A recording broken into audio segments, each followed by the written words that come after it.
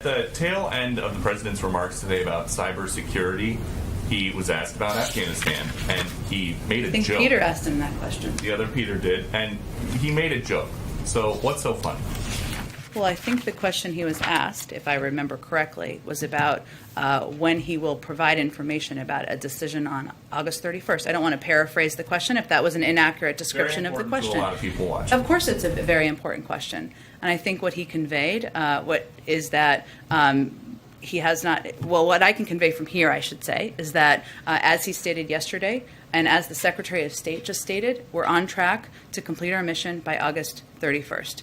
Obviously, there are discussions, and the President received a briefing just this morning. As I noted, he asked yesterday for contingency plans, and he received a briefing on them this morning. These are incredibly serious issues, and there are discussions that are happening internally. And I'd note that in addition to the contingency plans that he requested, he also, I will reiterate, as we stated yesterday, that this is all contingent on us achieving our objectives and the continued coordination with the Taliban. And the President has spoken, I would say, to this issue. Peter, as you know, you've attended a number of these multiple times over the last several days. And he has also highlighted the fact that we are closely watching, closely following the threats from ISIS-K, which he also received a briefing on this morning. And his remarks, most of the criticism is not of leaving Afghanistan, it's the way that he has ordered it to happen by pulling the troops before getting these Americans who are now stranded.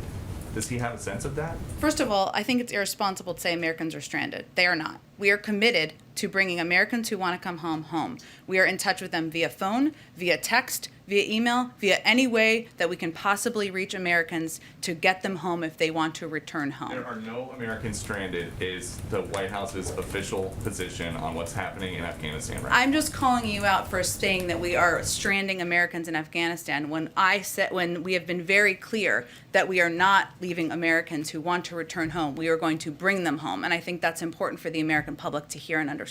Yesterday, it's irresponsible to say that Americans are stranded in Afghanistan right now. What do you say to the American citizen in Kabul that Fox spoke to this morning? Her name is, she's going by Fatima. She says, we are stranded at home. For 4 days, 3 days, we didn't hear anything from anywhere, and they're saying to go to the airport, but we're not being given clear guidance. Our emails are getting ignored.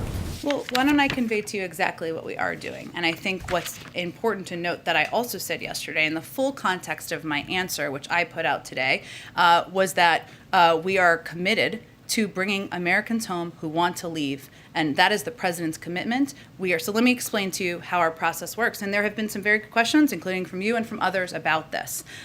One, as we've said, this is a dynamic number. We're working hour by hour to refine and make it precise. Understand your desire and interest in having exact number of American citizens on the ground, and the State Department, I expect, will have an exact update on that tomorrow. Just to remind you, the U.S. government does not track our citizens when they travel around the world. We rely on self-reporting, not just in Afghanistan, anywhere in the world. People have to decide to register or not. It's up to them, individuals, whether they decide to register or not, wherever they may be. And if you register when you're in a country like Afghanistan, you aren't required to deregister.